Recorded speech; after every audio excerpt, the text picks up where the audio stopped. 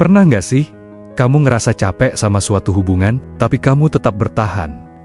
Bukan karena sayang, tapi karena takut dibilang jahat, atau takut kelihatan kayak orang yang gampang nyerah.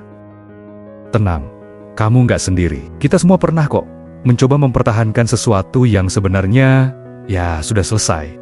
Hari ini, kita santai aja. Duduk sebentar, tarik napas, karena kita bakal bahas sesuatu yang sering kita alami, tapi jarang kita berani ngomong.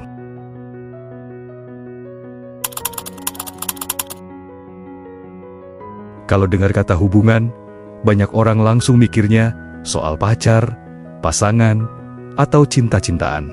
Padahal, hubungan itu luas banget. Ada hubungan pertemanan, hubungan kerja, hubungan keluarga, hubungan bisnis, sampai hubungan dengan masa lalu yang kamu simpan rapat-rapat, kayak dokumen penting. Jadi kalau kamu ngerasa topik ini relate, wajar. Karena ini bukan cuma soal cinta, tapi soal siapa saja yang kita izinkan tinggal di hidup kita.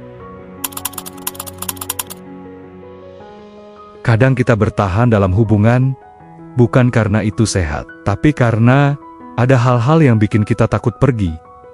Takut kesepian, takut kehilangan akses cerita, takut nostalgia hilang, takut mulai dari nol lagi, atau takut dibilang orang jahat. Seringnya, bukan hatinya yang masih ingin bertahan, tapi egonya. Kita merasa kalau pergi itu berarti gagal. Padahal, gagal itu saat kita memaksa diri tetap tinggal di tempat yang bikin kita hancur pelan-pelan.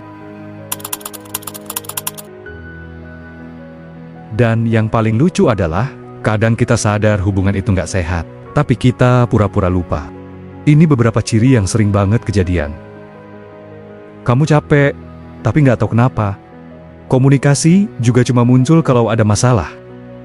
Terus, kamu yang paling selalu ngalah, selalu iya, selalu memaklumi. Selain itu, setelah ketemu mereka, energi kayak hilang, ditarik gravitasi. Tak terkecuali juga, kamu sering merasa bersalah. Padahal, nggak ngapa-ngapain. Apakah ciri-ciri tadi relate dengan kamu?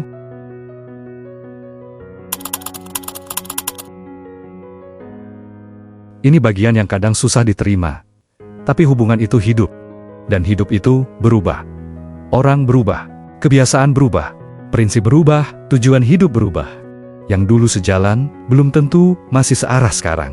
Yang dulu nyambung, bisa jadi hari ini cuma saling menunggu siapa yang capek duluan.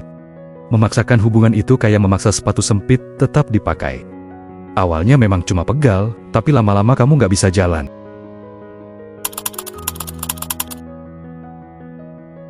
Ini bagian yang paling penting. Melepaskan bukan berarti bermusuhan. Bukan berarti kamu dendam.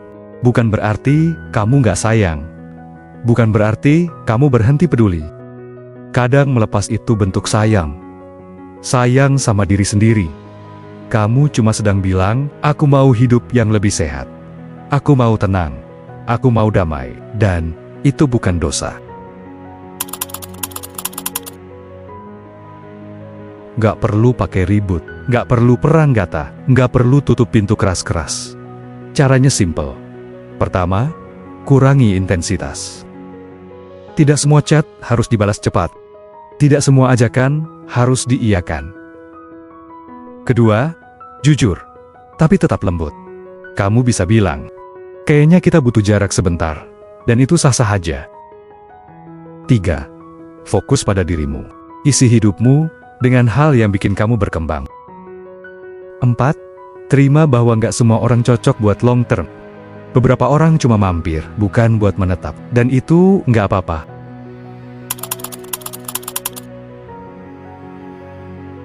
Hidup itu bukan museum kenangan. Kamu nggak harus menyimpan semuanya. Kalau sebuah hubungan bikin kamu mengecilkan diri, bikin kamu lelah, atau bikin kamu kehilangan arah, kamu boleh pergi. Kamu tidak jahat. Kamu tidak egois. Kamu tidak salah. Kamu cuma menjaga dirimu, dan itu bentuk kedewasaan. Jadi ingat, tidak semua hubungan perlu dipertahankan. Beberapa hubungan cuma hadir untuk mengajarkan sesuatu. agar kamu tahu hubungan seperti apa yang pantas kamu jaga ke depannya.